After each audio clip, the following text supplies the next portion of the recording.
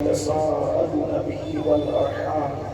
إن الله كان عليكم رقيبا صدق الله العظيم وأوصي أعظم ومني بسر ساما مددي قبلي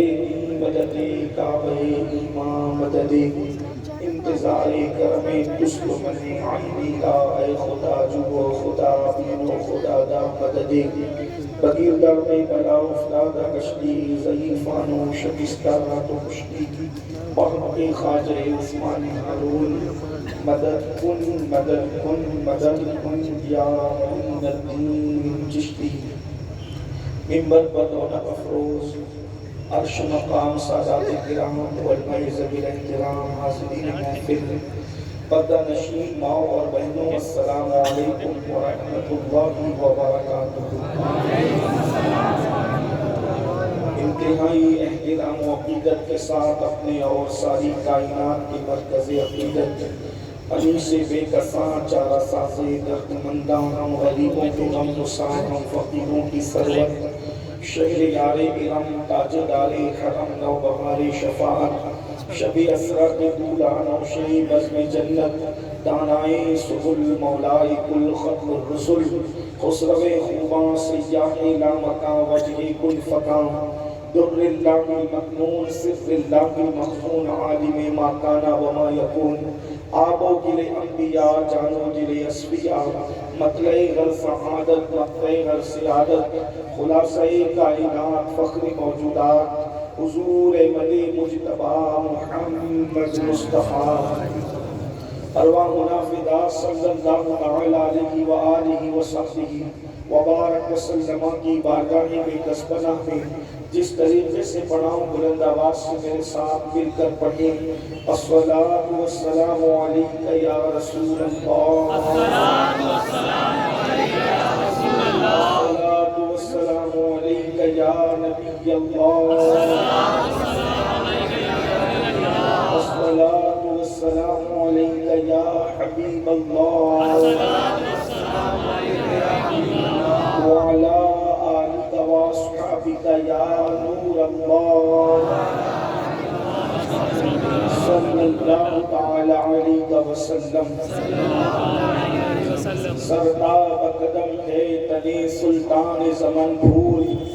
سرتاب قدم ہے تنے سلطان زمن بھول، لب بھول دمن بھول زکن بھول بدن بھول، واللہ جو مل جائے میرے گل کا پسینہ مانگے نہ کبھی عطر نہ پھر چاہے دلہن پھول، دندان و لب و زلف و رخ شم کی فدائی ہے در عدن لعل یمن مشک خطر پھول، اور دل اپنا بھی شیدائی ہے اس ناخن پاکا اتنا بھی مہے نو پہ نائے چرخ کہن پھول، اور کیا بات رضا اس چمنستان کرم کی، کیا بات رضا اس چمنستان کرم کی، زہرا کلی جس میں حسین اور حسن پھول۔ آج کی محفل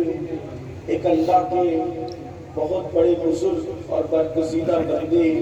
ان کے قدموں میں نکاح کے حوالے سے انعقاد پذیر ہے۔ حضرت مولانا غلام فرید آفاقی صاحب آج ان کا عقد مسعود ہے، اور الحمدللہ برادر معظم و مکرم جناب مولانا محمد ثابت رضوی صاحب آپ نے ان کا بہترین خطاب سماعت کر لیا ہے، اور میرے بعد انشاءاللہ آپ ہمارے قائد ہمارے امیر قبلہ امیر سنی دعوت اسلامی سے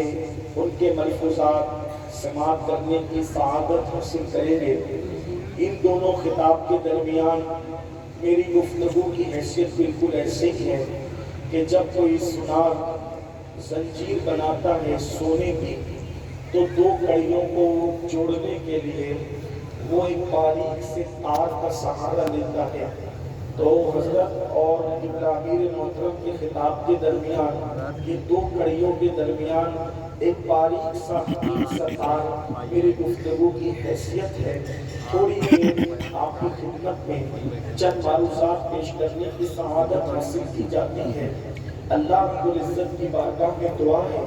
کہ جس آیہ کریمہ کی تلاوت کی گئی اللہ رب العزت اس کے متعلق مجھے حق کہنے اور آپ سب کو حق سن کر اس پر عمل کرنے اور اسے عام کرنے کی توفیق عطا فرمائے۔ جس آیہ کریمہ کی تلاوت کی گئی ہے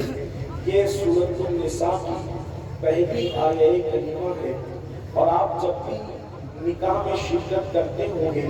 جب بھی آپ نکاح میں جاتے ہوں گے، تو آپ جب خطیب خطبہ نکاح پڑھتا ہے، جب قاضی نکاح سے پہلے مسنون خطبہ پڑھتا ہے، تو اس میں وہ 3 آیتوں کی تلاوت کرتا ہے۔ ان 3 آیتوں کے اندر یہ آیہ کریمہ بھی ہے۔ حیرت کی بات ہے، اگر آپ تھوڑا توجہ کریں تو آپ کو پتہ چلے گا، پڑھا لکھا آدمی حیران ہے کہ قرآن مقدس میں نکاح کے احکامات سے متعلق بہت ساری آیتیں موجود ہیں، لیکن خطبہ مسنونہ میں عام طور پر وہ آیتیں نہیں پڑھی جاتی، حالانکہ باضابطہ طور پر نکاح کا ذکر کرتے ہوئے بھی آیت موجود ہے، جیسے فَانكِحُوا مَا طَابَ لَكُم مِّنَ النِّسَاءِ مَثْنَىٰ وَثُلَاثَ وَرُبَاعَ فَإِنْ خِفْتُمْ أَلَّا تَعْدِلُوا فَوَاحِدَةً، یہ آیہ کریمہ موجود ہے، لیکن جو مسنون خطبہ ہے اس میں یہ آیہ کریمہ نہیں نظر آتی۔ 3 آیتیں رسول اللہ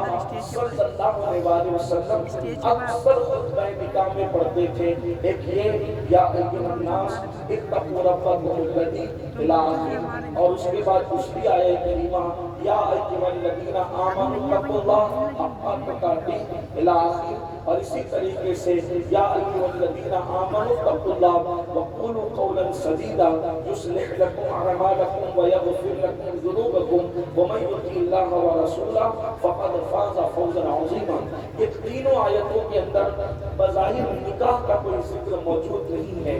آیتیں 3 ہیں اور تینوں کا آغاز اتقوا اللہ سے ہے، اتقوا اللہ اتقوا اللہ اتقوا اللہ۔ تینوں آیتوں میں ہے اللہ سے ڈرو۔ ایک آیت کہہ رہی ہے اے لوگوں اپنے رب سے ڈرو، ایک آیت کہہ رہی ہے ایمان والو اپنے رب سے ایسے ڈرو جیسے ڈرنے کا حق ہے، تیسری آیت کہہ رہی ہے ایمان والو اللہ سے ڈرو۔ آپ اندازہ کریں تینوں آیتیں ہیں، تلاوت میں پہلے اللہ سے ڈرو، اللہ سے ڈرو، اللہ سے ڈرو۔ جب ہم خطبہ نکاح پر غور کرتے ہیں تو بات سمجھ میں آتی ہے، آیتیں 3 ہیں اور تینوں کا آغاز اللہ کی خشیت سے ہے، اللہ کے خوف سے ہے، اللہ سے ڈرانے کے حوالے سے ہے۔ تو اس کا مطلب جب ہم غور کرتے ہیں تو اشارہ ملتا ہے آیتیں 3 ہیں، انسان کے دور بھی 3 ہیں، زندگی کے 3 ادوار ہیں، ایک نکاح سے پہلے کا دور، ایک نکاح کرتے وقت کے دور اور ایک نکاح کے بعد کا دور۔ گویا کہ خطبہ نکاح ہمیں پیغام دے رہا ہے، اے نکاح کرنے والوں، نکاح کرنے سے پہلے بھی اللہ سے ڈرو، نکاح کرتے وقت بھی اللہ سے ڈرو اور نکاح کے بعد بھی اللہ سے ڈرو، یعنی تینوں دور میں ڈرتے رہنا، جب نکاح کرنا تو بھی ڈرتے رہنا۔ نکاح کرتے وقت ڈرنے کا کیا مطلب؟ نکاح کرنا تو مشرکین کے طریقے پہ نکاح نہ کرنا، نکاح کرنا تو حدود کے طریقے پر نکاح نہ کرنا، نکاح کرنا تو یہود و نصارہ کے طریقے پہ نکاح نہ کرنا، نکاح کرنا تو منکرین اسلام کے طریقے پہ نکاح نہ کرنا، بلکہ جب نکاح کرنا تو آمنہ کے نام مصطفیٰ جان رحمت کی سنت کے مطابق